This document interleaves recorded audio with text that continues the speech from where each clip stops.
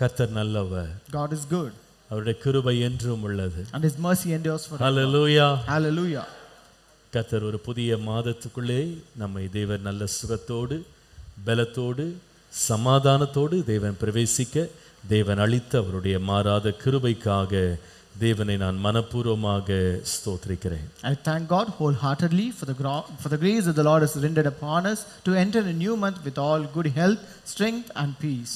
இதுவரைக்கும் நம்மையும் நம்முடைய குடும்பத்தையும் ஊழியத்தையும் தேவன் நடத்தினார், இனிமேலும் அவர் நடத்துவார். The Lord has led us, our family and our ministry so far, and he will also lead us henceforth. கர்த்தர் உண்மை உள்ளவர். God is faithful. கர்த்தர் நல்லவர். The Lord is good. கர்த்தர் போதுமானவர். The Lord is sufficient. Hallelujah. Hallelujah. இந்த மாதத்திற்கான தேவனுடைய வார்த்தைக்காக காத்திருந்த போது, as he was waiting in the presence for this month's promise, கர்த்தர் ஒரு வேத பகுதியை என்னுடைய கண் முன்பாக தேவன் கொண்டு வந்து ஞாபகப்படுத்தி அதை வாசிக்கவும் அதிலிருந்து தேவன் நமக்காக வைத்திருக்கிற அவருடைய வார்த்தையை அறியவும் கர்த்தர் கிருபை பாராட்டினார். The Lord reminded me a passage from the Bible and brought that passage before me and made me to read that, and the Lord gave his word from that.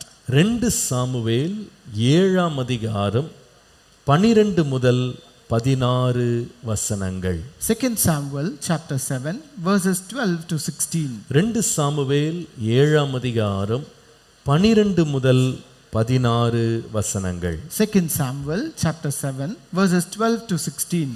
உன் நாட்கள் நிறைவேறி நீ உன் பிதாக்களோடே நித்திரை பண்ணும்போது நான் உனக்கு பின்பு உன் கற்ப பிறப்பாகிய உன் சந்ததியை எழும்ப பண்ணி அவன் ராஜ்யத்தை நிலைப்படுத்துவேன். அவன் என் நாமத்திற்கென்று ஒரு ஆலயத்தை கட்டுவான். அவன் ராஜ்யபாரத்தின் சிங்காசனத்தை என்றென்றைக்கும் நிலைக்க பண்ணுவேன். நான் அவனுக்கு பிதாவாயிருப்பேன், அவன் எனக்கு குமாரனாயிருப்பான்.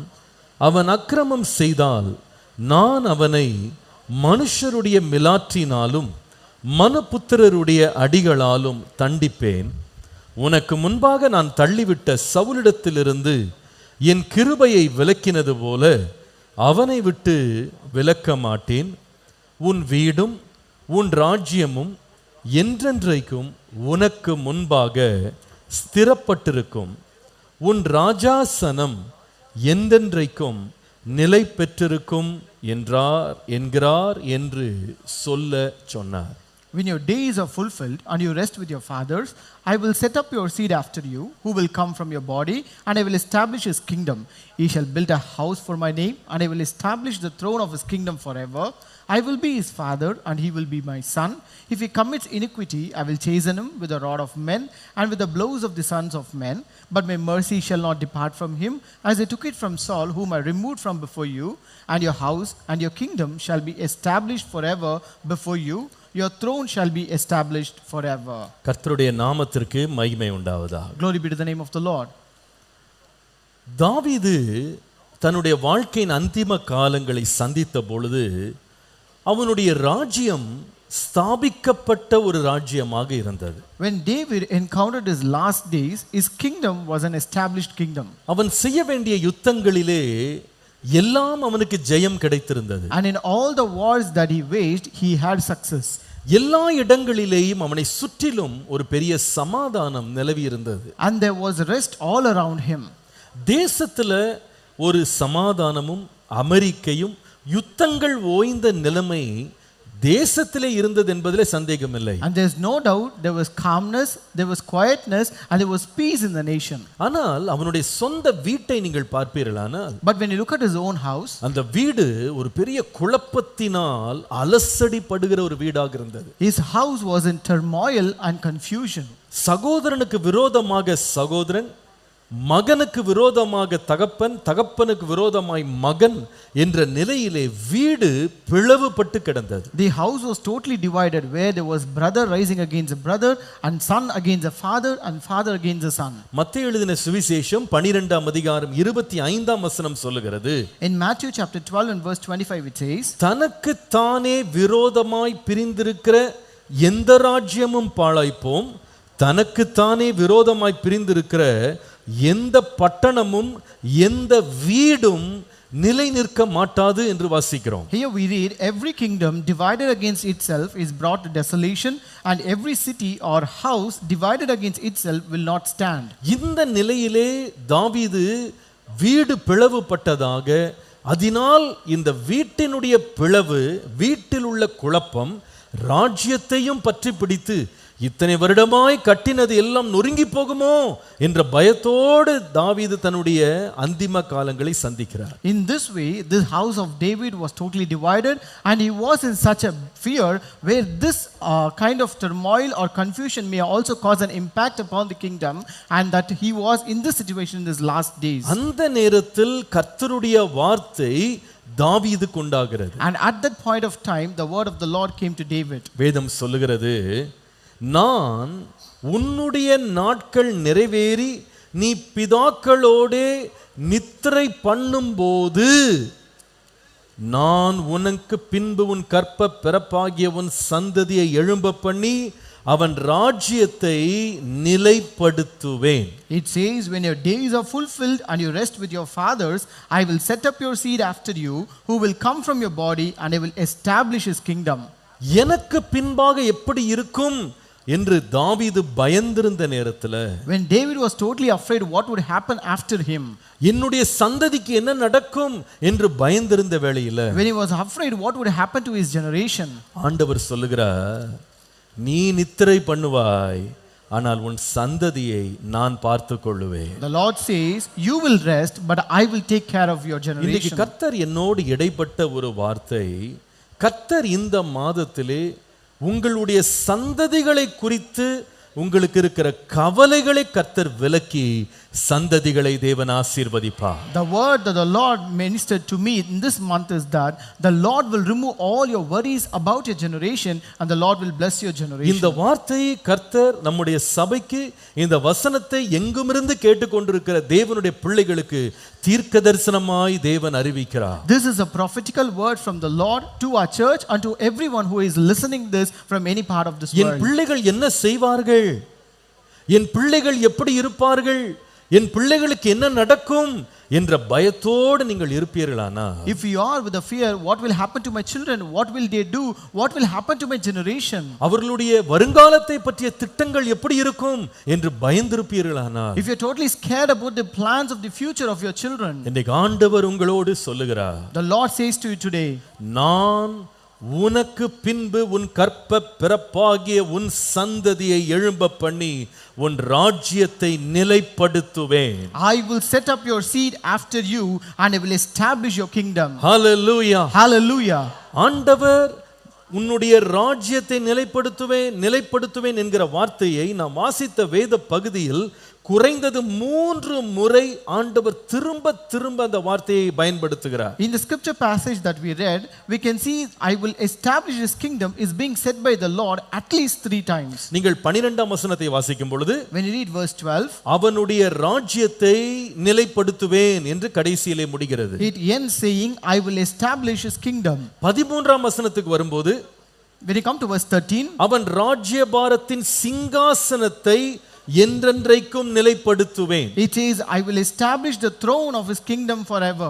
16ஆம் வசனத்திற்கு வரும் பொழுது, When you come to verse 16, உன் வீடும் உன் ராஜ்யமும் உன் ராஜாசனமும் என்றென்றைக்கும் உனக்கு முன்பாக ஸ்திரப்பட்டிருக்கும். it says your house and your kingdom, your throne shall be established forever. Hallelujah. Hallelujah. உன் வீடு ஸ்திரப்பட்டிருக்கும், Your house will be established, உன்னுடைய சிங்காசனம் ஸ்திரப்பட்டிருக்கும், your throne will be established, உன்னுடைய ராஜ்யபாரம் ஸ்திரப்பட்டிருக்கும், your kingdom shall be established. உன் கர்ப்ப பிறப்பை நான் ஆசீர்வதிப்பேன். I will bless the seed after you. இந்த வாக்குத்தத்தத்தை எத்தனை பேர் ஏற்றுக்கொள்ளுகிறீங்க? How many of you are receiving this ரெண்டு promise? கரங்களை உயர்த்தி சொல்லுங்க, Raise both the hands and say, என்னுடைய சந்ததிகளோடு நீர் இருப்பதற்காக நன்றி ஆண்டவரே. Lord, thank you that you're going to be with our N generation. வீட்டோடு இருப்பதற்காக நன்றி. Lord, thank you that you're going to be with my N house. பிள்ளைகளை நீர் பார்த்துக் கொள்ள போகிறதற்காக நன்றி. Lord, thank you that you're going to take care of my children. Lord. Hallelujah. Hallelujah. என் சந்ததி ஆசீர்வாதமாய் இருக்கும். My generation shall be a blessed N one. பிள்ளைகள் ஆசீர்வாதமாய் My இருப்பார்கள். children shall be a blessed one. Hallelujah. Hallelujah.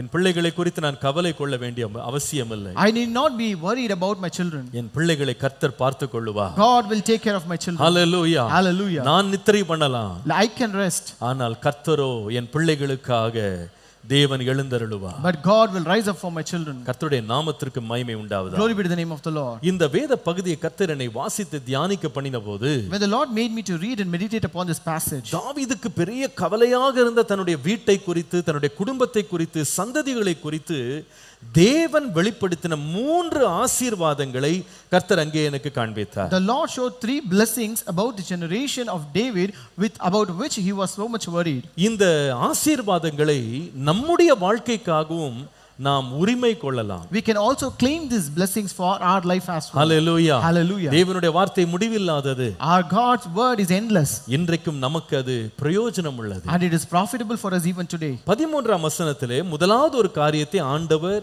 தாவீதின் வீட்டை குறித்து, சந்ததியை குறித்து, கர்ப்ப பிறப்பை குறித்து சொல்கிறார். So in verse 13 the Lord says about the first blessing for the generation of David for his seed.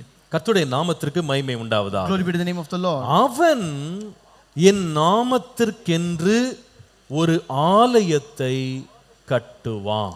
He shall build a house for my name. அவன் என் நாமத்திற்கென்று ஒரு ஆலயத்தை கட்டுவான். He shall build a house for my name. கர்த்தருடைய பரிசுத்த நாமத்திற்கு மகிமை உண்டாவதாக. Glory be to the holy name of God. கர்த்தர் இந்த வாக்குத்தத்தத்தை தாவீதுக்கு கொடுக்க வேண்டிய அவசியம் என்ன? What is the necessity for God to give this promise to David? நீங்கள் அதே 2 சாமுவேல் 7ஆம் அதிகாரத்தினுடைய முதல் 2 வசனங்களை வாசிக்கும்போது, When you read 2 Samuel chapter 7 first 2 verses, வேதம் சொல்லுகிறது, the Bible says, கர்த்தர் ராஜாவை சுற்றிலும் இருந்த அவனுடைய எல்லா சத்துருக்களுக்கும் அவனை நீங்களாக்கி இளைப்பாற பண்ணினபோது அவன் தன் வீட்டிலே வாசமாயிருக்கையில் ராஜா தீர்க்கதரிசியாகிய நாத்தானை நோக்கி, பாரும், கேதுரு மரங்களால் செய்யப்பட்ட வீட்டிலே நான் வாசம் பண்ணும்போது தேவனுடைய பெட்டி திரைகளின் நடுவே வாசமாயிருக்கிறதே என்றான். Now it came to pass when the king was dwelling in his house and the Lord had given him rest from all his enemies all around, that the king said to Nathan the prophet, see now I dwell in the house of cedar, but the ark of God dwells inside 10 curtains. இங்கே ஒரு முக்கியமான காரியத்தை நம்ம புரிந்து கொள்றோம். We understand an important thing here. தாவீது தேசத்துல யுத்தங்கள்லாம் ஓய்ந்த ஒரு நிலையில இருக்கிறாரு. David is in a situation where there is no war in his nation now. அந்த தேசத்துல இப்போ பெரிய சமாதானம் நிலவி இருக்கிறது. And there is a full peace in the nation now. சத்துருக்கள் எல்லாம் மடங்கடிக்கப்பட்டுட்டாங்க. And all his enemies were killed. தனக்குன்னு கேதுரு மரத்தினால் ஒரு வீட்டை அவன் கட்டி அதுல வாழுகிறான். And he has dwelt a house of cedar for himself and he is living in that. ஆனால் அவனுக்கு நிறைவேறாத ஒரே ஒரு ஆசை இருந்தது. But there was one desire that was not fulfilled yet. என்ன ஆசை தெரியுமா? What was that?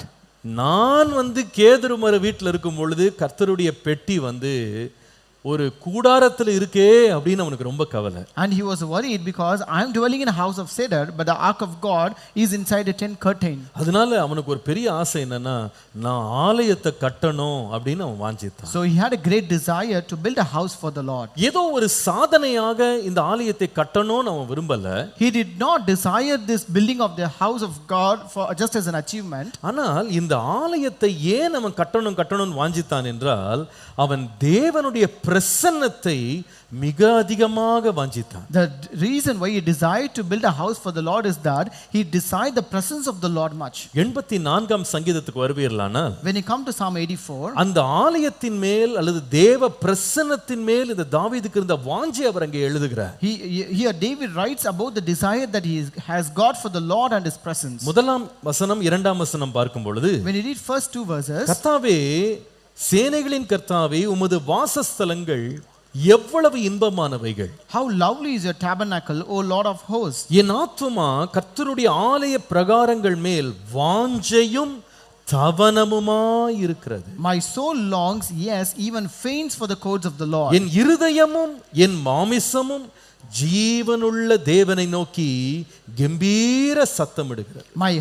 My heart and my flesh cry out for the living God. என்ன வார்த்தைகள் பயன்படுத்துறாரு பாருங்க. See the words that he uses. என் ஆத்துமாவுக்கு வாஞ்ச அப்படின்னா அது தேவனுடைய ஆலய பிரகாரம் தான். If my soul has a longing, that is just to build a house for the Lord. அது மேல தான் எனக்கு பெரிய வாஞ்சையா இருக்கு. And that is what is my great desire. 3ஆம் வசனத்துல அவர் அந்த வாஞ்சையை எழுதும்போது சொல்லுகிறார், When he writes about this desire in verse 3, உம்முடைய பீடங்கள் அண்டையிலே அடைக்கலான் குருவிக்கு வீடும் தகைவலான் குருவிக்கு தன் குஞ்சுகளை வைக்கும் கூடும் கிடைத்ததே He says, even the sparrow has found a home, and a swallow a nest for herself, where she may lay her egg. Even your altars, O Lord of hosts. 10ஆம் வசனத்துல In verse 10, 1000 நாட்களை பார்க்கிலும் உமது பிரகாரங்களுக்கு செல்லும் ஒரே நாள் நல்லது.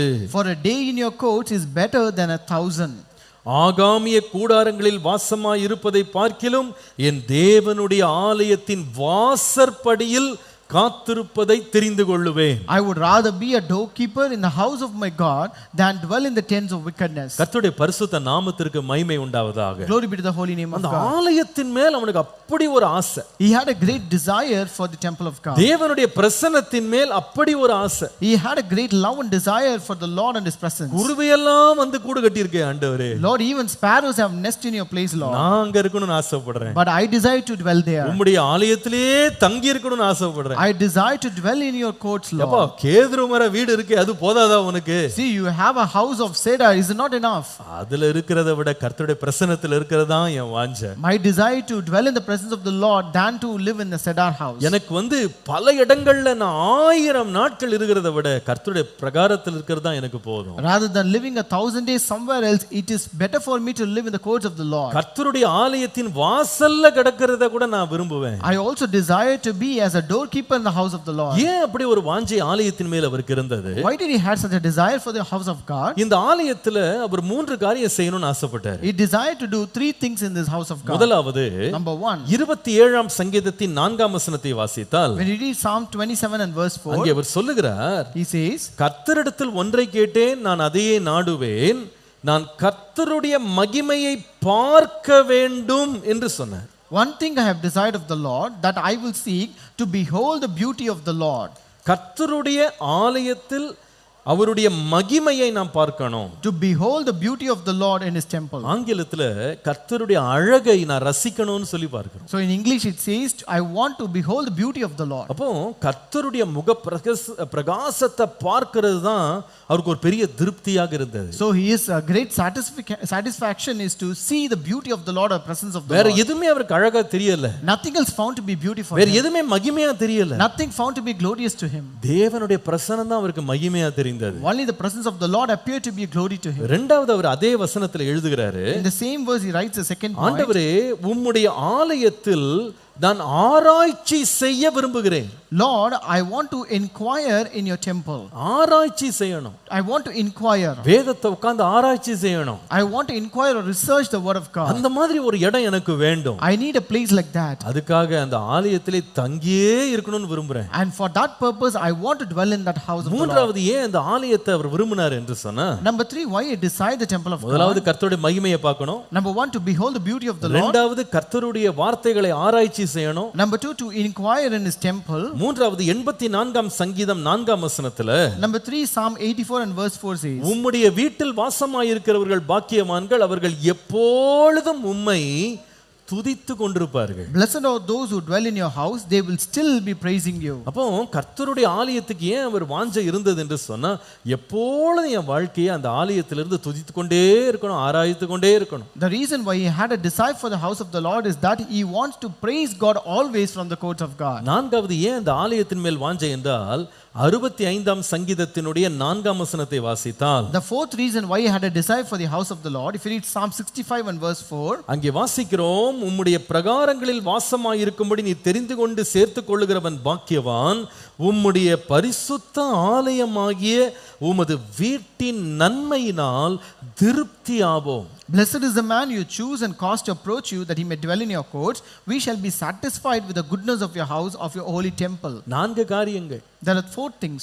முதலாவது கர்த்தருடைய மகிமையை பார்க்கணும். Number 1, I want to behold the beauty of the Lord. இரண்டாவது கர்த்தருடைய ஆலயத்துல ஆராய்ச்சி பண்ணணும். Number 2, I want to inquire in the temple of God. மூன்றாவது கர்த்தருடைய ஆலயத்துல போய் கர்த்தரை துதிக்கணும். Number 3, I want to praise God in his temple. நான்காவது கர்த்தருடைய நன்மையினால் நான் திருப்தி ஆகணும். Number 4, I want to be satisfied with the goodness of God's house. இதற்காக அவர் கர்த்தருக்கென்று ஒரு ஆலயம் கட்டணும்னு அவர் ரொம்ப வாஞ்சித்தார். And for that reason he wants to build a house for the Lord. அந்த ஆலயம் எப்படி இருக்கணும்னு அவர் வாஞ்சித்தார் என்றால், And how he wanted this temple to be, 1 நாளாகமம் 22ஆம் அதிகாரத்தின் 5ஆம் வசனம், in 1 Chronicles chapter 22 and verse 5, கர்த்தருக்கு கட்டப்படும் ஆலயம் சகல தேசங்களிலும் கீர்த்தியும் மகிமையும் உடையதாய் விளங்கும்படி மகா பெரியதாய் இருக்க வேண்டும். He says the house to be built for the Lord must be exceedingly magnificent, famous and glorious throughout all countries. கர்த்தருடைய பரிசுத்த நாமத்திற்கு மகிமை உண்டாவதாக. Glory be to the holy name of God. இவருடைய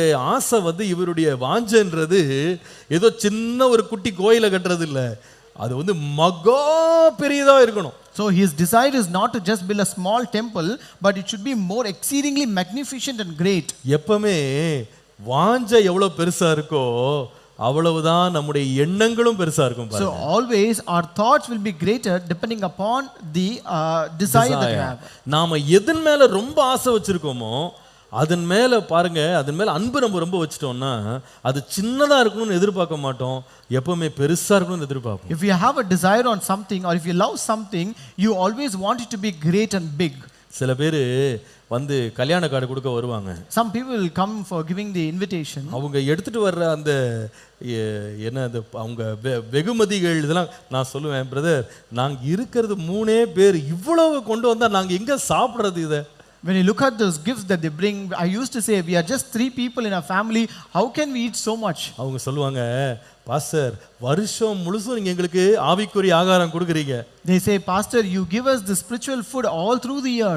தாராளமா கொடுக்குறீங்க. And you give us generously. அதுல நாங்க திருப்தி அடைந்து மகிழ்ச்சியில கொண்டு கொடுக்கிறோம். And out of satisfaction of that word, we bring these things to you. அப்போ ஒருத்தர் மேல ஆசை வந்துருச்சு அப்படின்னா, so if you have a love towards some person, எப்படி இருக்கும்னா தாராளமா அத பெருசா செய்யணும்னு விரும்புவாங்க. You always want to be generous and do great and big. நம்ம யாரை ரொம்ப நேசிக்கிறோமோ அவர்களுக்கு குறைவாக அல்ல மிகுதியாக செய்யணும்னு நினைப்போம் பாருங்க. So whomsoever you love, you always want to do great and big for them and not little. இந்த தாவீது தேவன் மேல் எவ்வளவு ஆசை வைத்திருந்தான்னு சொன்னா, this David had so much desire for the Lord. ஏதோ ஒரு பேருக்கு ஒரு ஆலயத்தை கட்டணும்னு சொல்லி அவன் கர்த்தருக்கு ஆலயம் கட்டணும்னு விரும்பல. He did not desire to just build a namesake temple for the Lord. அவன் சொல்லுகிறான், கர்த்தருக்குன்னு கட்டுற ஆலயம் சகல தேசங்களிலும் கீர்த்தியும் மகிமையும் உடையதாய் விளங்கும்படி மகா பெரியதாய் இருக்க வேண்டும். He says the house to be built for the Lord must be exceedingly magnificent,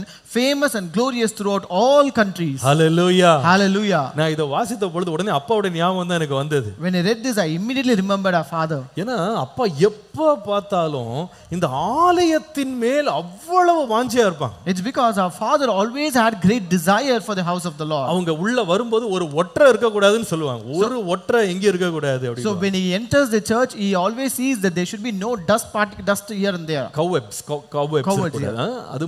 அது மாத்திரம் சொல்லுவாங்க, ஆலயம் சுத்தமா இருக்கணும். And he always wants the church to be clean. வீட்டை விட ஆலயம் ரொம்ப அழகா இருக்கணும். And he wants the church to be more clean and beautiful than the house. நான் நிறைய முறை பார்த்திருக்கேன், அவங்க ரொம்ப தேவையோட உட்கார்ந்திருப்பாங்க. I used to see very often that he will be in much need. ஆனா ஆலயத்துக்குன்னு ஏதாவது ஒன்னு கேட்டா போதும். But if you ask something for the church, அப்பா சர்ச்ல இத வாங்கணும், Father, I want to buy this for the church. சர்ச்சுக்கு இத செய்யணும். I want to do this for the church. இத புதுசா நம்ம போடணும். So we want to make this new for the church. முகமே பிரகாசமாயிரும். So his face will be very bright. அது வாங்கிரணும், அது கண்டிப்பா வாங்கிரணும். அத இருக்குதுல பெஸ்டான்னு கேட்பாங்க. So he will ask, is that the best one? இதான் இருக்குதுல பெஸ்டா? Is this the best among all? பெஸ்டா இருந்தா பெஸ்டா வாங்கி போடு. So if it is the best, you get the best for the church. சொல்லுவாங்க எதுமே செகண்ட் குவாலிட்டியே சர்ச்சுக்குள்ள வர கூடாதுன்னு சொல்லுவாங்க. And he says there should not be any second quality in the church. அது என்ன செலவானாலும் பரவாயில்லை. No matter how much you want to spend for it. இருக்குதுல பெஸ்டா இருக்கணும். You get the best one for the church. நம்ம புதிய ஆலயம் கட்டும்போது, when we are constructing the new church, அந்த திட்டங்களை போடும்போது, when we are making the plans for it, அப்பா முதல்ல என்ன பண்ணாங்கன்னா அவங்களுக்கு தெரிஞ்ச ஒரு இன்ஜினியர்ட்ட போயிட்டு அவங்க மனசுல இருக்கதெல்லாம் சொல்லி ஒரு பெரிய ஒரு கட்டடம் ஒன்னு கட்டறதுக்கு திட்டம் போட்டு வந்துட்டாங்க. Our father first went to an engineer whom he is familiar with and he just poured out whatever he had in his heart and he made a big plan for the construction of the church. அப்பாவுடைய மனசுல ஆலயம்னா இப்ப இங்க இருக்கு பாருங்க, இந்த model தான் அப்பாக்கு மனசுல பிடிச்சிருச்சு. So our father had this desire where a church should be of this sort of construction. புதிய ஆலயத்தினுடைய முதல் வரைபடம் பாத்தீங்கன்னா இத போல ஒரு 20 மடங்கு பெருசா இருக்கும், அதான் ஆலயம். So when you see the first plan of our new church, it will be 20 times bigger than this church. இதே மாடல் தான். The model will be the same as such. நீளமா இருந்துச்சு 250 அடிக்கு. So it was just 250 feet or longer and big. ரெண்டு பக்கம் இதே போல balcony. And there were balcony on either side like this. பின்னால ஒரு பெரிய balcony. And a big balcony on the last. அத என்கிட்ட காமிச்சிட்டு ரொம்ப சந்தோஷப்பட்டாங்க. And when he showed this, he was very happy. அப்ப நான் சொன்னேன், And I told him, அப்பா நீங்க இது இன்னும் பழைய காலத்து ஸ்டைல்லே போயிட்டு இருக்குப்பா. Father, this is just going on with the old style. நம்ம இன்றைக்கு என்ன தேவையோ அதுக்கு ஏத்த மாதிரி நம்ம செய்வோம். So let us do something which is more relevant and needed for this generation. சரி என்னமோ பண்ணுங்கன்னாங்க. And he said, do something. இந்த புதிய ஆலயத்திற்காக ஒரு ஆர்க்கிடெக்ட் வந்து இந்த டிசைனை போட்டு காட்டினதுதான். So when this new architect came for this construction and gave that plan for the new design, அத முதல் முறை பிரசன்ட் பண்ணும்போது when we presented it for the first time, அப்படியே பிரமித்து போய் உட்கார்ந்திருந்தாங்க. and he was totally awestruck. அப்போ அவர் கேட்டாரு, And he asked, pastor இதுக்கு இவ்வளவு செலவாகும், Pastor, this will cost so much. இது நம்ம செய்யலாமா அல்லது வேற மாதிரி மாத்தலாமான்னு கேட்டார். He said, can we proceed with that or can we change or alter it? உடனே ஒரு வார்த்தை சொன்னாங்க. Immediately uttered one word. ரொம்ப அருமையா இருக்கு பாக்குறதுக்கு. This is very beautiful to see. இது என்ன செலவானாலும் பரவாயில்லை, இத நம்ம கட்டணும். No matter how much it may cost, we have to build this. கர்த்தருக்குன்னு செய்றோம். We are doing it for the Lord. அதுல நம்ம சிறப்பா செய்யணும். And we have to do it best. நீங்க கவனித்தீங்களானா ஆலயத்தை பற்றி பேசும்போது இதே வசனத்தை அவங்க குறிப்பிட்டு தான் ஆலயத்தை பற்றி அவங்க பேசினாங்க. And if you notice that he mentioned the same verse when he spoke about our church. கர்த்தருக்கு கட்டப்படும் ஆலயம் மகா பெரிதா இருக்கணும், எல்லா இடங்களிலும் கீர்த்தியும் புகழ்ச்சியுமா இருக்கணும். Their house to be built for the Lord should be exceedingly magnificent, famous and glorious throughout all countries. இந்த திட்டத்தை சொன்ன உடனே when he gave this plan, சபையில பெரிய உற்சாகம் வந்தது என்பதுல சந்தேகமே இல்லை. And it is no doubt the church was really encouraged. ஆனா வெளியில பயங்கர எதிர்ப்பு வர ஆரம்பித்தது. But there was great opposition from the outside. ஒரு சிலர் ஆன்லைன்ல இன்னும் கூட அந்த வீடியோ எல்லாம் இருக்கு, பாத்தீங்கன்னா அந்த இவ்வளவு பெரிய ஆலயம் எது கட்டணும்? So we can even still view those videos in the online where they say why should they build such a big church? எதுக்கு இவ்வளவு காசை விரயம் பண்ணணும்? Why they want to waste so much of money? தகரத்துல மேல கூரை போட்டா போதாதா? So if we have that sheet that will be enough for a church. தகரத்துல ஒரு ஆலயம் கட்டினா போதாதா? If you build a church out of those sheets, that is enough. கர்த்தர் ஆலயத்துல வாசம் பண்ண மாட்டா. Will not God dwell in the church? கையினால் கட்டின ஆலயத்துல கர்த்தர் வாசம் பண்ண மாட்டா. God will not dwell in a church that is made by hands. இதை வைத்து இத்தனை பேருக்கு சாப்பாடு போட்டுருக்கலாம். You could have fed so many people using இதை that money. வைத்து இவ்வளவு மிஷனரி காசு கொடுத்திருக்கலாம். You could have helped many missionaries using that money. எல்லாருக்கும் புது ஐடியா வர ஆரம்பிச்சு, சர்ச் கட்டறோம்னு சொன்ன உடனே எல்லாருக்கும் ஐடியா வந்துருச்சு. When we said we are going to build this church, many people got many new ideas. ஆனா எனக்கு நிச்சயமாய் தெரியும். But I know for sure. ஏன் இப்படி ஒரு பிரம்மாண்டமான ஆலயம் கட்டணும் அவங்க விரும்புனாங்க தெரியுமா? Why did he desire to build such a great magnificent building? பேர் வாங்குறதுக்கு இல்ல.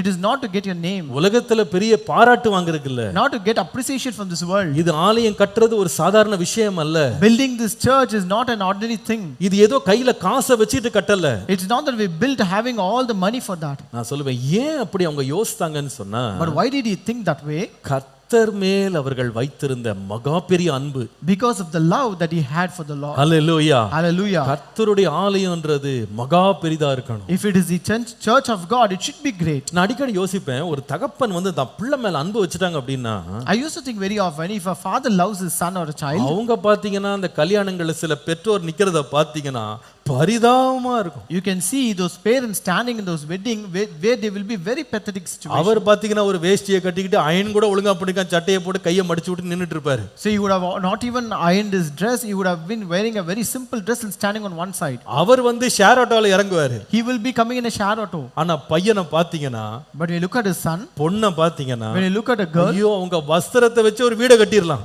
you can even build a house using the money that they spent for the பெரிய கார்ல வந்து இறங்குவாங்க. They will come and get down in a very good car. தன்னை எளிமைப்படுத்திக் கொள்வாரு. They will make themselves simple. ஆனா பிள்ளைகளுக்கு ஏன் கொடுக்கறாங்க தெரியுமா? But why do they give it to their children? பிள்ளைகள் மேல் வைத்த அன்பு. Because of the love they have for the children. நான் சொல்லுவேன், தேவன் மேல் இந்த மனுஷன் வைத்த அன்பினால, I tell you, because of the love that this man had for the Lord, தன்னுடைய பலன் இருக்கிற மட்டும் தன்னுடைய சக்திக்கு மிஞ்சியும் கர்த்தருடைய ஆலயத்திற்கு என்று கொடுத்து ஒரு பெரிய ஆலயத்தை கட்டணும்னு வாஞ்சித்தான். So he desired to build a big temple for the Lord, thereby giving whatever he can and beyond his ability and potential. ஆனால் ஒரே ஒரு பிரச்சனை இருந்தது. But there was one problem. என்ன பிரச்சனை தெரியுமா? You know what is that? அந்த 1 நாளாகமம் 22ஆம் அதிகாரம் 5ஆம் வசனம் ஆரம்பிக்கிறது. This First Chronicles 22:5 starts this way. தாவீது சொல்லுகிறான், David says, என் குமாரனாகிய சாலமோன் வாலிபனும் இளைஞனுமாய் இருக்கிறான். Solomon my son is young and inexperienced. தமிழ்ல வாலிபனும் இளைஞனுமாய் இருக்கிறான்ற வார்த்தை பயன்படுத்தப்பட்டிருக்கு. So in Tamil it means that he is very young and very small. ஆனால் ஆங்கிலத்தில் போட்டிருக்கு, அவன் ரொம்ப இளைஞனாக வாலிபனாக அனுபவம் இல்லாதவனாய் இருக்கிறான் என்று எழுதியிருக்கு. But in English it says that he is young and inexperienced. அவனுக்கு அனுபவம் பத்தாது. He did not have experience. இதே நிலையில தான் சாலமோன் தன்னை பற்றி நினைத்தார். Even Solomon also thought about himself in the same state. 1 ராஜாக்கள் 3:7 பாருங்க. 1 Kings 3:7. அவர் சொல்லுகிறான், நானோ வென்றால் போக்கு வரவு அறியாத சிறு பிள்ளையாயிருக்கிறேன் என்று சொல்லுகிறார். He says, but I am a little child, I do not know how to go out or come in. கொஞ்சம் யோசித்து பாருங்க. Just think this ஒரு way. பெரிய வாஞ்சை, It's a big desire, பெரிய விருப்பம், big desire, அதற்கு எல்லாத்தையும் சேர்த்துட்டாரு. and he has got everything for that, collected everything. எல்லாம் கலெக்ட் பண்ண பிறகு After collecting everything for that, அவர் சொல்லுகிறாரு, என் பிள்ளை வந்து இதை செய்யணும்னு ஆசைப்படுறேன். he says, I want my son to do this for me. ஆனா என் பிள்ளையை பார்ப்பேன், ஆனா அவன் வாலிபனா இருக்கிறான், அனுபவம் இல்லாத ஒரு சிறு பிள்ளைய போல இருக்கிறான். But when I look at my child, my son, he is very young and he is inexperienced little boy. ஆனால் நல்ல கவனிங்க. But listen carefully. இந்த பயத்தோடு தாவீது இருக்கும் பொழுது, When David was in this fear, கர்த்தர் தாவீதிடத்திலே தம்முடைய வார்த்தை அனுப்பினார். the Lord sent his word to David. அவன் என் நாமத்திற்கென்று ஒரு ஆலயத்தை கட்டுவான். He shall build a house for my name. Hallelujah. Hallelujah. அதோட அர்த்தம் என்ன தெரியுமா? What does it mean? கர்த்தர் நம்முடைய சந்ததிகளை கொண்டு நம்முடைய வாஞ்சைகளை தேவன் நிறைவேற்றுவார். The Lord will fulfill your wish through your generation. மீண்டும் சொல்லுகிறேன். I repeat it. கர்த்தர் நம்முடைய சந்ததிகள் மூலமாக நம்முடைய வாஞ்சைகளை கர்த்தர் நிறைவேற்றுவார். The Lord will fulfill your wish through your generation. Hallelujah. Hallelujah. ஒவ்வொரு தகப்பனுக்கும் தாய்க்கும் தம் பிள்ளையை பார்க்கும் பொழுது ஒரு பெரிய ஆசை, ஒரு பெரிய கனவு எல்லாருக்குமே உண்டு. Every father and mother, when they look at their children, they have a big dream and great desires for them. பொதுவாக நீங்க பெற்றோரை பார்ப்பீர்களானா, தங்களை விட தாம் பிள்ளை நல்லா இருக்கணும், நல்ல பெரிய நிலையில் இருக்கணும், ஆசீர்வாதமா இருக்கணும், உயர்ந்து இருக்கணும் அப்படின்றது எந்த தகப்பனும் தாயும் நேசிக்கிறவங்க நிச்சயமா வாஞ்சிப்பாங்க. Generally, when you look at any parents, they always want their children to be in a good position than them. They want them to be more well and in a good exalted position. தங்களுக்கு கிடைக்காத நன்மைகள் தங்க பிள்ளைங்க அனுபவிக்கணும்னு விரும்புவாங்க. They also desire that their children should experience and enjoy all the benefits which they have not encountered. தாங்கள் போகாத உயரங்களுக்கு தங்க பிள்ளைங்க போகணும்னு விரும்புவாங்க. They also desire that their children should reach those exalted positions which they have not attained. தங்களை விட தங்க பிள்ளைங்க பெரியவர்களா இருக்கிறாங்க, புகழ்ச்சியா இருக்கிறாங்க, ஆசீர்வாதமா இருக்கிறாங்க அப்படின்றத ஒரு தகப்பனும் தாயும் பார்த்து பொறாமப்பட மாட்டாங்க. அதை எல்லாத்தையும் பெருமையா சொல்லுவாங்க. A father or mother will not be jealous looking at their children a more famous or more great and receiving great appreciation and praises. அவங்க எல்லாரிடத்திலயும் போய் கௌரவமா சொல்லுவாங்க, என் பிள்ளை எங்க படிக்கிறான் தெரியுமா?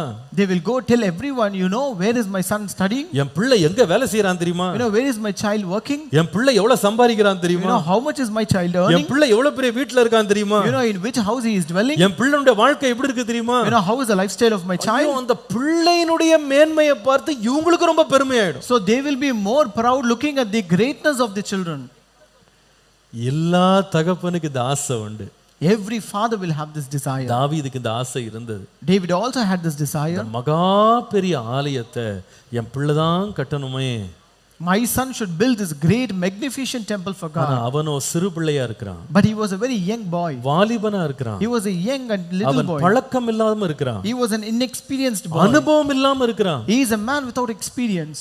இவ்வளவு பணத்தை வச்சு என்ன செய்ய போறான்? I don't know how he is going to handle எப்படி இத this. முடிக்க போறான்? How he will complete this. கர்த்தர் சொல்லுகிறார், The Lord says, நீ கவலைப்படாத. you don't worry about it. உன் சந்ததியை கொண்டு உன்னுடைய ஆசைகளை நான் நிச்சயமாய் நிறைவேற்றுவேன். I will fulfill your wish through your generation. இந்த மாதத்துல கர்த்தர் ஒவ்வொரு குடும்பத்திற்கும் இந்த வாக்குத்தத்தத்தை தருகிறார். The Lord is giving this promise to every families in this month. உங்கள் ஆழ் மனதுல நீங்கள் கொண்டிருக்கிற உங்கள் வாஞ்சைகள், விருப்பங்கள், உங்களுடைய கனவுகள், உங்கள் ஒவ்வொரு ஆசைகளையும் கர்த்தர் உங்கள் சந்ததிகள் மூலமாய் கர்த்தர் நிறைவேற்றி முடிப்பார். Every plans, every dreams, every purposes that you have deep in your heart will be fulfilled by the Lord through your children. ஒருவேளை உங்கள் வாஞ்சைக்கும் இருக்கிற சூழ்நிலைக்கும் ஒருவேளை சம்பந்தமே இல்லாம இருக்கலாம். Maybe your desire and the situation where you are in now is totally irrelevant. நீங்கள் அங்க பார்க்கும்போது அனுபவம் இல்லாம இருக்கலாம். Maybe when you look at it might be totally inexperienced. ஒருவேளை அங்க பார்க்கும்போது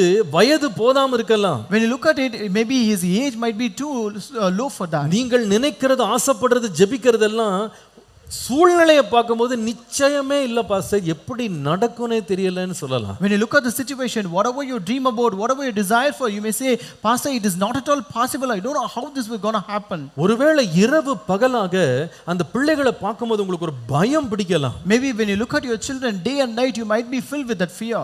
நான் ஏதாவது தவறு செய்றேனோ, Am I committing any mistake? என் பிள்ளைகள் எப்படி இருப்பாங்களோ, How will my children be? அவர்களுக்கு என்ன நடக்குமோ, What will happen to my children? அவங்க எப்படி பிழைச்சு வெளியே வருவாங்க, How will they live or survive? அவங்க எப்படி இருப்பாங்க, How will they be? கர்த்தர் சொல்லுகிறார், The Lord says, பயப்படாதீங்க, do not be afraid. நான் கூட இருந்து உன்னுடைய இருதயத்தின் வாஞ்சைகளை நான் நிறைவேற்றும்படி நீ எதை வாஞ்சித்தாயோ அதை உன் பிள்ளையை கொண்டு நான் செய்வேன். I will be with them and I will fulfill your wish through your children. Hallelujah. Hallelujah. கர்த்தருக்கு ஆலயம் கட்டணும்னு விரும்பின தாவீதை கர்த்தர் கைவிடாமல் அவன் பிள்ளையை கொண்டு கட்டி முடிப்பேன் என்று கர்த்தர் வாக்கு பண்ணினார். David who desired to build a temple for the Lord did not forsake him, but the Lord fulfilled that wish through his son. முதலாவது நான் சொல்லுவேன், Number 1, கர்த்தர் நம்முடைய சந்ததிகளை கொண்டு மன வாஞ்சைகளை தேவன் நிறைவேற்றுவார். the Lord will fulfill our wish through our generation. Hallelujah. Hallelujah. இரண்டாவது ஆண்டவர் சந்ததிகளை குறித்து பேசும்போது Number 2, when he speaks about the generation, 2 Samuel 7ஆம் அதிகாரம் 14ஆம் வசனத்தை வாசித்தால், in 2 Samuel chapter 7 and verse 14, நான் அவனுக்கு பிதாவாய் இருப்பேன், அவன் எனக்கு குமாரனாய் இருப்பான். I will be his father and he shall be my son. நான் அவனுக்கு பிதாவாய் இருப்பேன், அவன் எனக்கு குமாரனாய் இருப்பான். I will be his father and he shall be my son.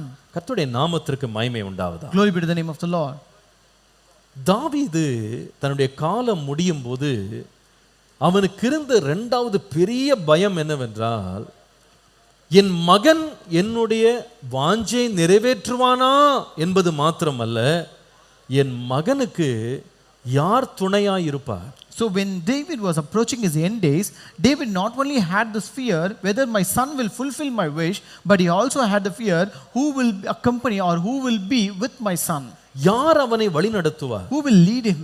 ஏனென்றால் ஒரு தகப்பனுடைய நிலைமை, ஒரு தகப்பனுடைய பணி என்ன என்பதை வேதத்தில் அநேக இடங்கள்ல வாசிக்கிறோம். Because you can read about the duties of the father in many places in the Bible. 103ஆம் சங்கீதம் 13ஆம் வசனத்தை பார்க்கும் பொழுது, When you read Psalms 103 and verse 13, தகப்பன் தன் பிள்ளைகளுக்கு இறங்குகிறது போல கர்த்தர் தமக்கு பயந்தவர்களுக்கு இறங்குகிறார் என்று வாசிக்கிறோம். like as a father pitieth his children, so the Lord pitieth them that fear him. நீதிமொழிகள் 3ஆம் அதிகாரம் 12ஆம் வசனத்திற்கு வரும் பொழுது, When you come to Proverbs 3:12, தகப்பன் தான் நேசிக்கிற புத்திரனை சிட்சிக்கிறது போல கர்த்தரும் எவனிடத்தில் அன்பு கூறுகிறாரோ அவனை சிட்சிக்கிறார் என்று வாசிக்கிறோம். for whom the Lord loveth he correcteth, even as a father the son in whom he delighteth. நீங்கள் நீதிமொழிகள் 1ஆம் அதிகாரத்திற்கு வரும் பொழுது, When you come to Proverbs chapter 1, அங்கே 10ஆம் வசனத்திலிருந்து வாசிப்பீர்களானால், when you read from verse 10 ஒரு onwards, தகப்பன் தன் பிள்ளைகளுக்கு ஆலோசனை கொடுக்கிறான் என்று பார்க்கிறோம். we read that a father counsels their son. நாம் இன்னும் உபாகமத்தில் படிக்கும்போது ஒரு தகப்பன் தன் பிள்ளையை சுமக்கிறான் என்று பார்க்கிறோம். When you read in Deuteronomy, we read a father carries a son. So ஒரு தகப்பனுடைய ஒரு வேலை அல்லது அவருடைய உத்தரவாதம் என்பது மிகப்பெரிய ஒரு வேலை. So therefore the duties or the responsibility of a father is really big. இப்போ தாவீது தன்னுடைய இளைய பையனை விட்டுட்டு போகிறான். Now David is living his very little young boy. ஆனால் இவன் சந்திக்க வேண்டிய சவால்கள் ரொம்ப பெருசு. So his challenges are great to be encountered. அவன் முடிக்க வேண்டிய வேலைகள் ஏராளம். The project that he has to complete is big. அவனுடைய சொந்த சகோதரர்களே அவனுக்கு ஒத்துழைப்பு கொடுக்க மாட்டாங்க. And even his own brothers will not give support to him. இப்படி உலகம் அறியாத பிள்ளையை இந்த இடத்துல விட்டுட்டு போகிறேனே. So I am leaving a child who doesn't know this world even. நான் இருந்தா எனக்கு பயம் இல்ல, நான் இருந்து என் பிள்ளையை பாத்துக்கிடுவேன். So even if I was present, there would be no fear because I will take care of my child. என் பிள்ளைக்கு ஆலோசனை கொடுப்பேன். I will counsel my son. என் பிள்ளையை கடிந்து கொள்ளுவேன். I will chastise my N son. பிள்ளையை பராமரிப்பேன். I will take care of my N son. பிள்ளையை பாதுகாப்பேன். I will protect my N son. பிள்ளையை வழி நடத்துவேன். I will lead my son. இப்ப நான் இல்லனா யார் பாப்பா? But now who will take care of him? கர்த்தர் வார்த்தை அனுப்புகிறார். The Lord sends his word. நான் உன் பிள்ளைக்கு தகப்பனாக இருப்பேன். I will be the father to your son. அவன் என் குமாரனாய் இருப்பான். And he shall be my son. அது அர்த்தம் என்ன தெரியுமா? You know what does it mean? கர்த்தர் நம்முடைய சந்ததிகளை குறித்து தேவன் கொடுக்கிற ஆசீர்வாதத்தில் இரண்டாவது ஆசீர்வாதம், முதலாவது நம்முடைய விருப்பங்களை நிறைவேற்றுகிறது மாத்திரமல்ல, நம்முடைய பிள்ளைகளுக்கு தேவனே தகப்பனாய் இருந்து உத்தரவாதம் எடுப்பார். When the Lord gives blessings through our generation, number one, the Lord will fulfill your wish through your generation, and number two, the Lord will be a father to your generation. நம்முடைய சந்ததிகளுக்கு தேவனே தகப்பனாய் இருப்பார். The Lord will be a father to our generation. Hallelujah. Hallelujah. தகப்பனாய் இருப்பார் என்றால் அதை நான் முக்கியப்படுத்த விரும்புகிற ஒரு வார்த்தை என்ன தெரியுமா? When I say that he will be a father, I want to emphasize on one important word. நம்முடைய பிள்ளைகளை தேவன் அனாதைகளாக அல்ல, அவரே நம்முடைய பிள்ளைகள் மேல் உத்தரவாதம் எடுப்பார். Our Lord will not leave our children as orphans, but he will take that responsibility upon him. ஒருவேளை இன்றைக்கு இந்த வார்த்தையை கேட்டுக்கொண்டிருக்கிற ஒரு சிலர் நீங்கள் யோசிக்கலாம், என் பிள்ளைகளுக்கு யார் இந்த நன்மையை முன்னெடுத்து செய்வார்? Maybe a few people who listening to this word might be thinking about this, who will actually do this for my children? என் பிள்ளைக்கு யார் ஆலோசனை கொடுப்பா? Who will give counsel to my children? என் பிள்ளைகளை யார் கண்டிக்க போகிறா? Who is going to chastise my N children? பிள்ளைகளை யார் பாதுகாப்பா? Who will protect my children? என் பிள்ளைகளோடு யார் இருப்பா? Who will be with my children? கர்த்தர் சொல்லுகிறார், The Lord says, உன் சந்ததியை பத்தி பயப்படாத. don't worry about your generation. நீ கடந்து போனாலும் நான் என்றென்றும் இருந்து உன் பிள்ளைகளை பராமரிப்பேன். Even you may live, but I will be there forever, and I will be a father to your உன் generation. பிள்ளைகளுக்கு நான் தகப்பனாக இருப்பேன். I will be a father to your children. உன் பிள்ளைகளை நான் பராமரிப்பேன். I will take care of your உன் children. பிள்ளைகளை நான் போஷிப்பேன். I will feed your children. நீ பயப்படாதே. You don't worry. உன் பிள்ளைகளை என்னுடைய கரத்தில் ஒப்புவி. You commit your children into my hands, நான் அவர்களை ஆதரிப்பேன்.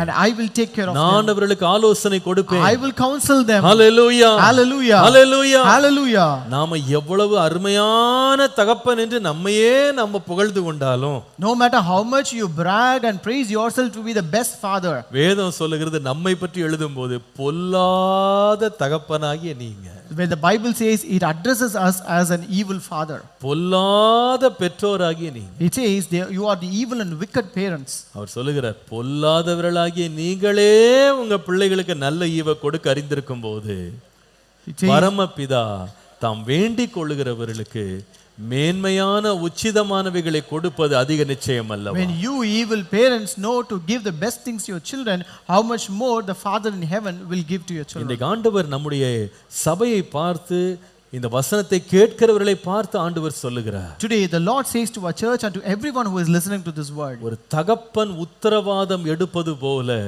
உன் பிள்ளைகளுக்காக நான் உத்தரவாதம் எடுத்து உன் பிள்ளைகளை நடத்துவேன். like how a father will take a responsibility for his children, I will take a responsibility for your children and I will lead them. உன் பிள்ளைகள் திக்கற்றவர்களாய் இருக்க மாட்டாங்க. Your children will not be fatherless. உன் பிள்ளைகள் வழி அறியாம இருக்க மாட்டாங்க. Your children will not be people who will not know the way. வழி இதுவே என்று சொல்லுகிற சத்தம் உன் பிள்ளைகளுடைய காதுகளிலே தொனிக்கும். And they will hear this voice which says, this is the way. அநேக வேளையில சில தகப்பன்மாரும் தாய்மாரும் என்னிடத்துல வந்து தங்கள் பிள்ளைகளை பற்றி பேசும்போது சற்று வேதனையாகவே இருக்கும். Many times when the parents, a father or mother comes and speaks about the children, I really feel more grieved about it. அவங்க தகப்பனாக தான் அந்த பிள்ளையோட இருக்கிறாங்க.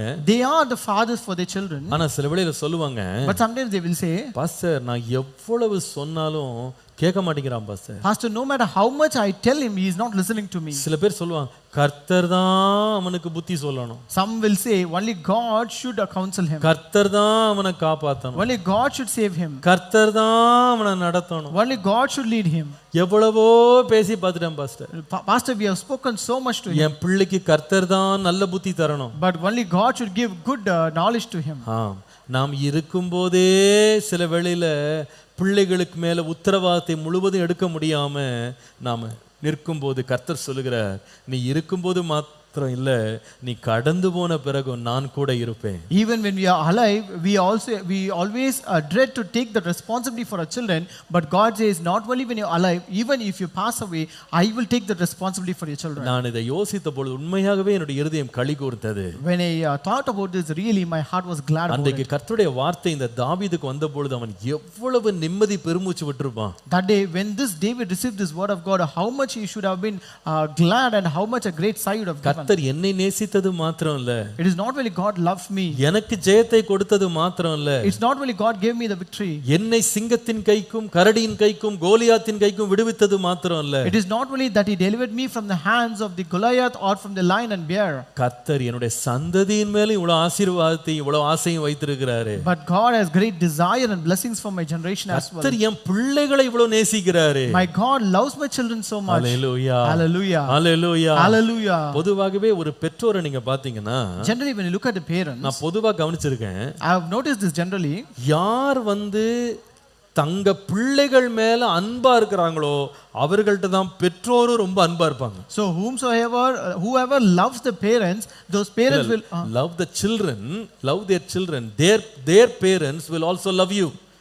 நீங்க அவங்க பிள்ளைகளை தவறா நடத்துனீங்க, பெற்றோருடைய கோபத்திற்கு ஆளாயிருவீங்க. So if you treat the children in a wrong way, then you will be totally taken away by the anger of the parents. You will face the anger of the parents. நீங்க பாருங்க, தமிழ்ல சொல்லுவாங்க பாருங்க, காக்கைக்கும் தன் குஞ்சு எப்படியா பொன் குஞ்சாம்.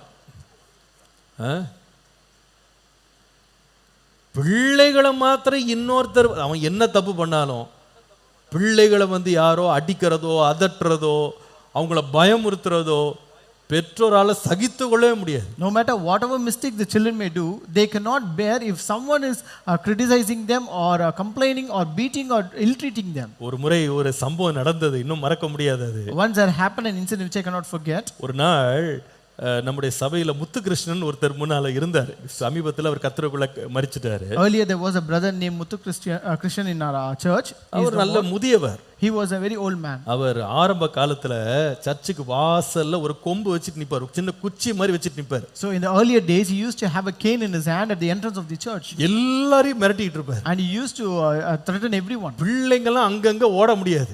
Children cannot run here and there.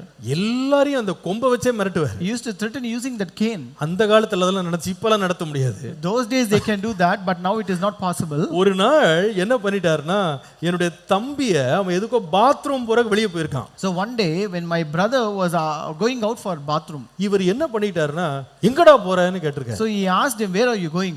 அவன் சொல்லிருக்கான், நான் bathroom போறேன் அப்படின்னு சொல்லி. He said, I am going to the restroom. Pastor பையனுக்கு என்னடா பாத்ரூம் சர்ச் நடக்கும்போது? So what is that, a restroom for a pastor's son? அப்படின்னு சொல்லிட்டு ஒரு அடி ஒன்னு காலுக்கு கீழே அப்படி போட்டார், முட்டி கீழே ஒரு அடி போட்டார். And he bet him below his knees. அவ்வளவுதான். இவன் போனவன் திருப்பி உள்ள வரவே இல்லை. So this boy who went out, he never came back. நேரா வீட்டுக்கு போயிட்டான். He went straight to our home. வீடு இங்க பக்கத்துல 2 வீடு தள்ளி எங்க வீடு அப்ப வாடகை வீட்டுல இருந்தோம். So our house was here in the same lane.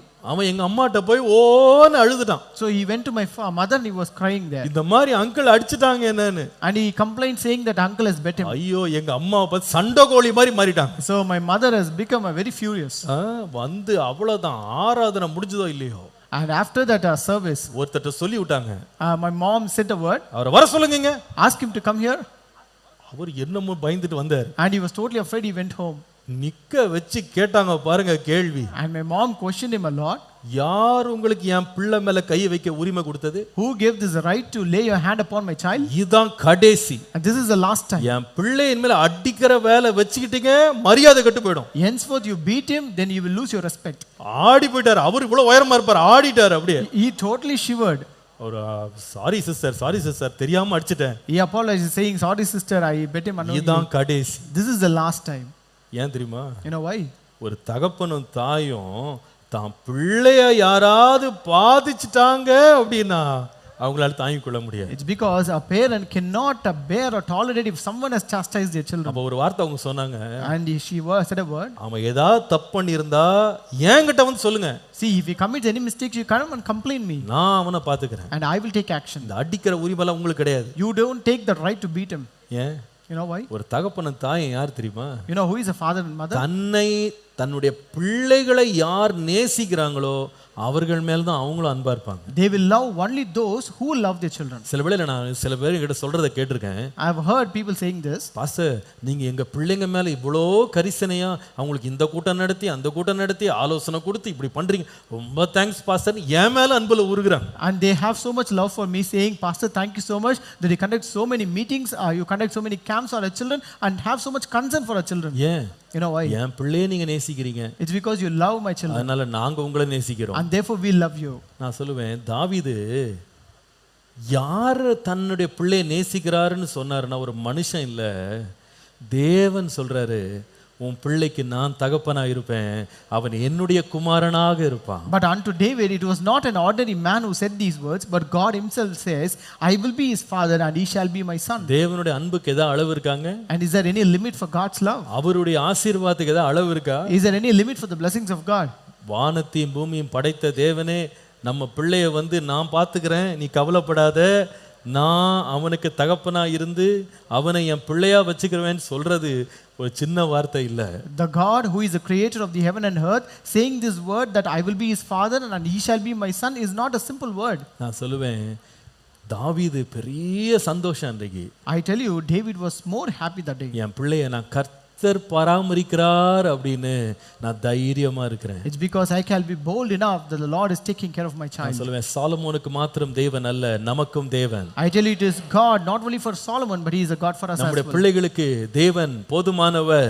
Our God is sufficient for our children. நம்முடைய பிள்ளைகளை கர்த்தர் பார்த்துக் கொள்வார். And God will take care of our children. கர்த்தர் பராமரிப்பார். God will take care. கர்த்தர் அவளை படிக்க வைப்பாரு. God will give them education. கர்த்தர் அவளை வளர்ப்பார். God will bring them up. கர்த்தர் ஏற்ற சமயத்திலே கொடுக்க வேண்டிய ஆசீர்வாதங்களை தருவார். God will give the blessings that is necessary at the right time. கர்த்தர் நன்மையை தருவார். God will give goodness to உங்க them. பிள்ளைகளை பற்றி நீங்க பாரப்படாதீங்க. Don't be worried about your children. கர்த்தர் சொல்லுகிறார், நான் பார்த்துக் கொள்வேன், பராமரிப்பேன், கவலைப்படாத. God says, I will take care of them and you don't worry about it. Hallelujah. Hallelujah.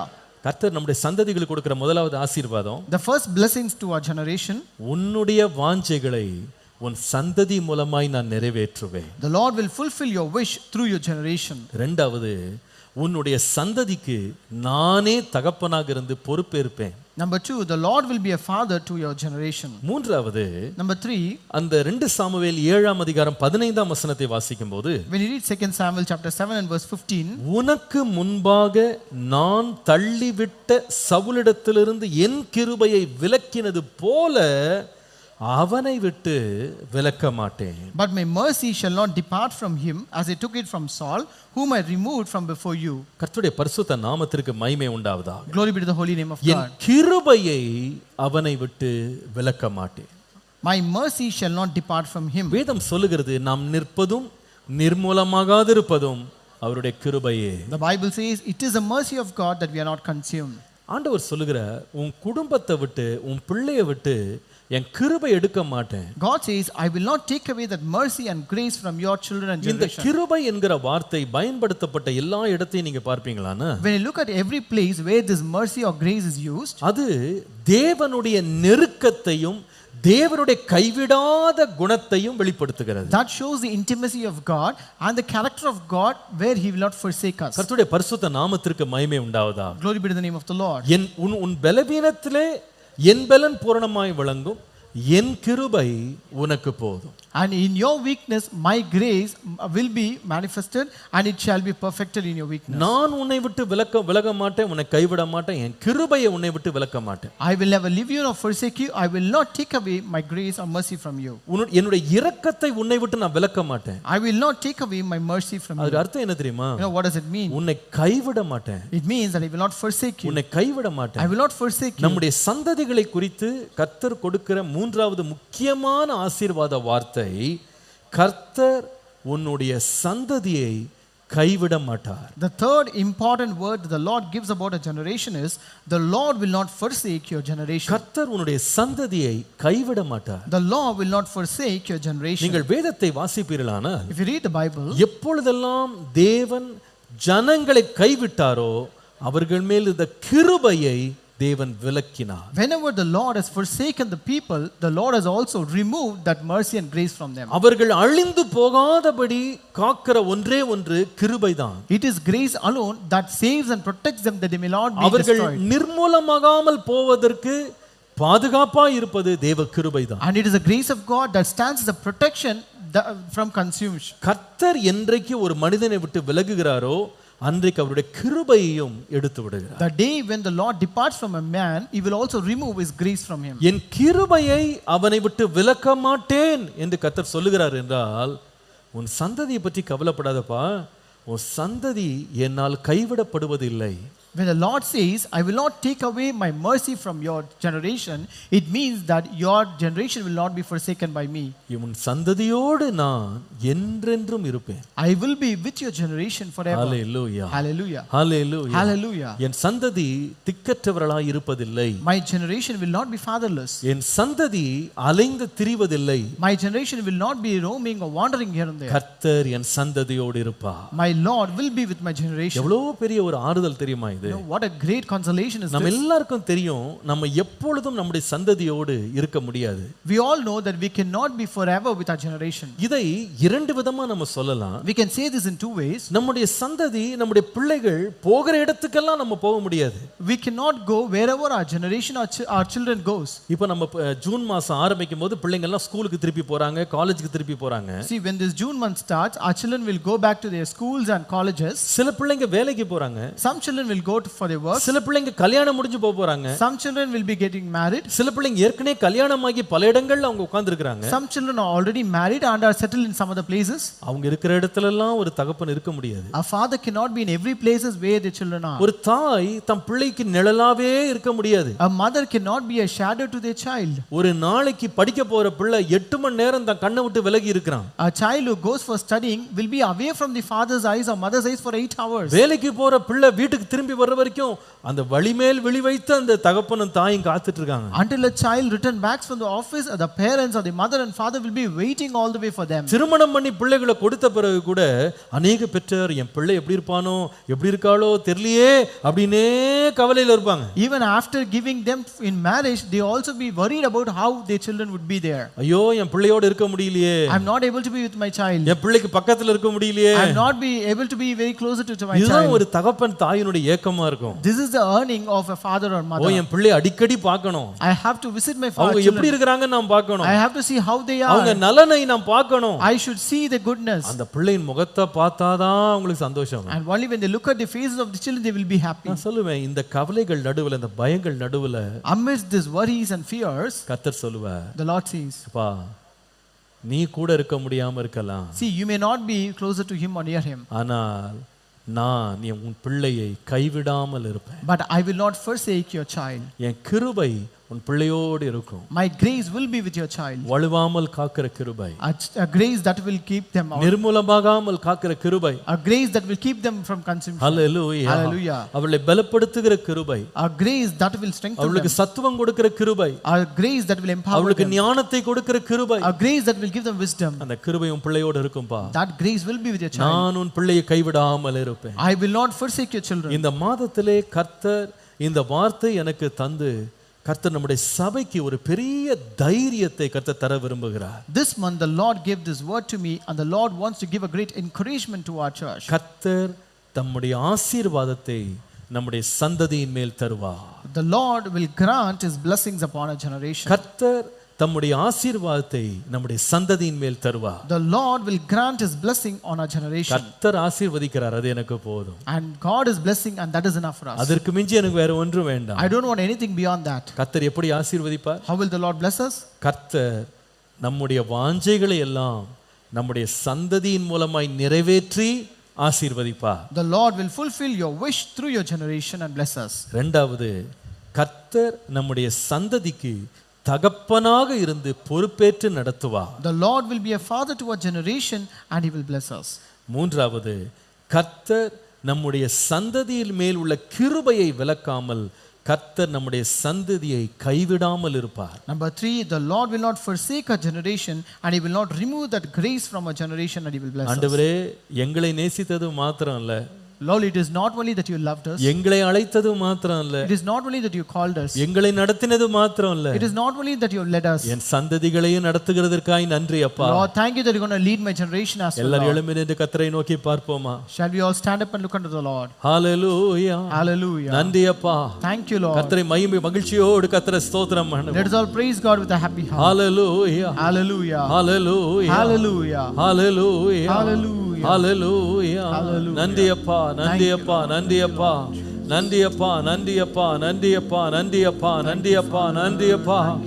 எங்கள் பிள்ளைகள் மேல் உம்முடைய கண்கள் இருப்பதற்காய் நன்றி. Lord, thank you that your eye is going to be upon my children. எங்கள் Lord. சந்ததிகள் மேல் உம்முடைய கரம் இருப்பதற்காய் நன்றி. Thank you that your hand is upon our generation. ஆண்டவரே, எங்கள் பிள்ளைகள் மேல் உம்முடைய ஆசீர்வாதம் இருப்பதற்காய் நன்றி. Lord, thank you that your blessing is upon our children, Lord. ஆண்டவரே, நல்ல விடுதலையோடு கர்த்தரை ஸ்தோத்திரம் பண்ணுவோமா? Keep praising God. கரங்களை உயர்த்தி கர்த்தரை ஸ்தோத்திரம் பண்ணுவோம். Raise your hands and keep praising ஆண்டவரே, என் God. பிள்ளைகளை பற்றி நான் கவலைப்பட போகிறதில்லை. Lord, I'm not going to worry about our children. ஆண்டவரே, என் Lord. பிள்ளைகளை பற்றி நான் கலங்க போகிறதில்லை. I'm not going to be perplexed about our children. உன் தகப்பனும் உன் தாயும் கைவிட்டாலும் கர்த்தர் உன்னை சேர்த்துக் கொள்வார் என்று எழுதி இருக்கிறது. It is written, though your father and mother may forsake you, I will not forsake உன் you. பிள்ளைகள் என்னால் மறக்கப்படுவதில்லை. You will not be forgotten. உன் பிள்ளைகளுடைய சமாதானம் பெரிதாய் இருக்கும். The peace of your children will be great. சந்ததியின் மேல் ஆசீர்வாதத்தையும் சமாதானத்தையும் ஜீவனையும் கட்டளையிடுகிறவர். The Lord who commands his peace and blessings upon his நல்ல வாயை generation. திறந்து விடுதலையோடு கர்த்தரை ஸ்தோத்திரம் பண்ணுங்க. Open your mouth and keep praising ஸ்தோத்திரம் God. பண்ணுங்க. Keep praising God. ஹalleluya, Hallelujah. ஹalleluya, Hallelujah. நன்றி அப்பா, Thank you, Lord. நன்றி அப்பா, Thank you, Lord. நன்றி அப்பா, Thank you, நன்றி Lord. அப்பா, Thank you, Lord. நன்றி Thank அப்பா, you. நன்றி அப்பா, Thank you, நன்றி Father. அப்பா, நன்றி ஆண்டவரே. Thank you, நல்ல Father. விடுதலையோடு ஸ்தோத்திரம் பண்ணுங்க. Keep praising ஓ, God. கவலைப்பட வேண்டாம், Do not worry. கலங்க வேண்டாம். Do not be troubled.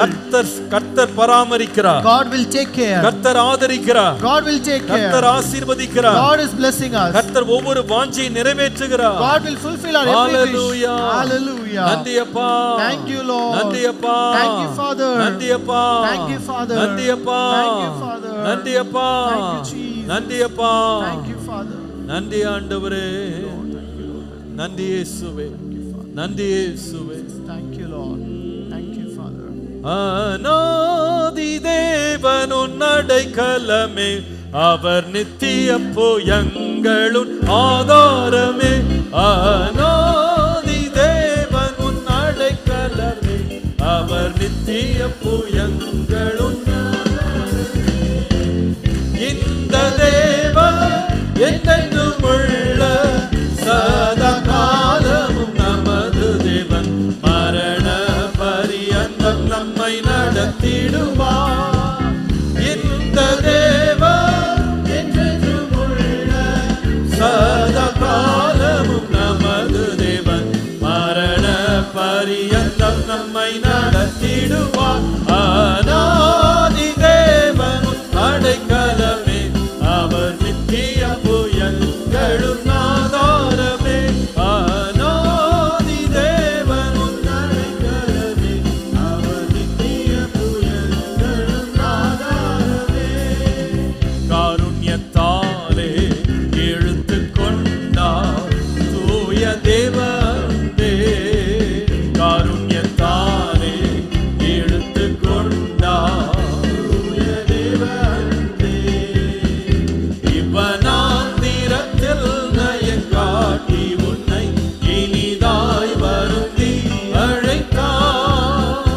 இவனாந்திரத்தில் நயங்காட்டி உன்னை இனிதாய் வருந்தி அழைத்தார். கரங்களை தட்டி சொல்லுவோம். இந்த தேவன் என்றென்றும் உள்ள சதா காலமும் நமது தேவன், மரண பரியந்தம் நம்மை நடத்திடுவார்.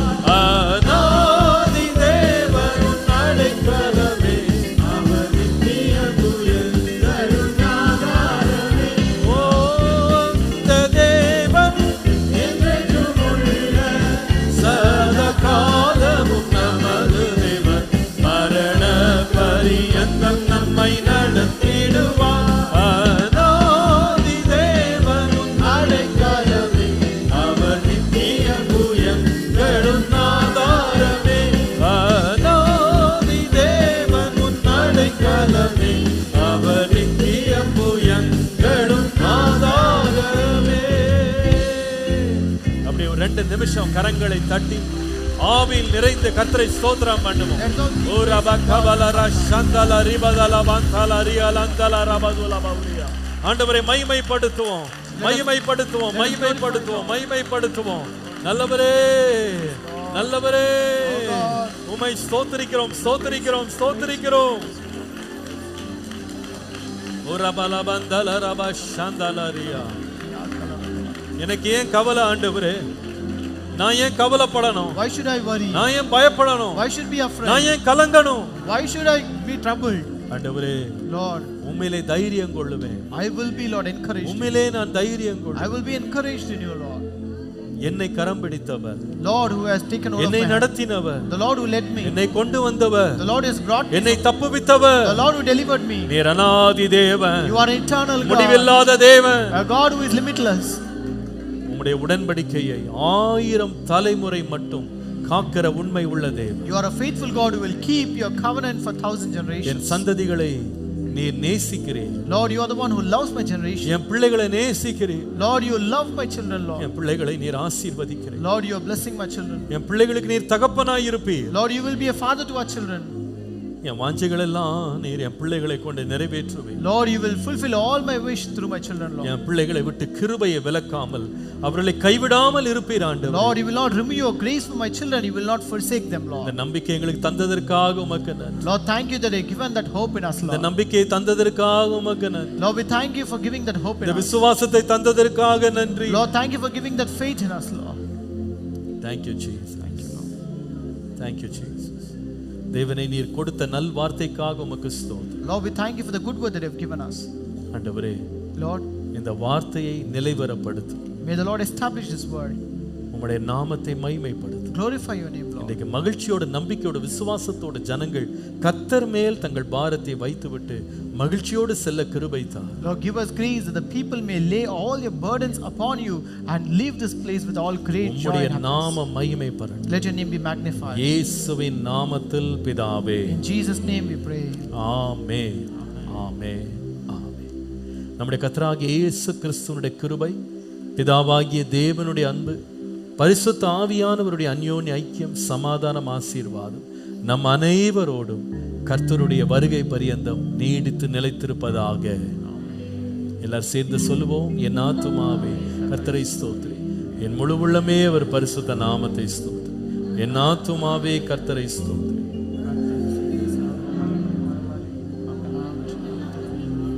நோய்களை எல்லாம் குணமாக்கி பிராண அழிவுக்கு விலக்கி மீட்டு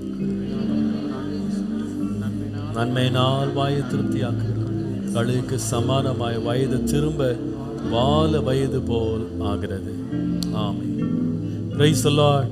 கர்த்தர் உங்களை எல்லாரையும் ஆசீர்வதிப்பார். கர்த்தர் உங்களை வழி நடத்துவார். கர்த்தருக்கு மகிமை உண்டாகட்டும். சமாதானத்தோடு சென்று வாருங்கள். ஆமென்.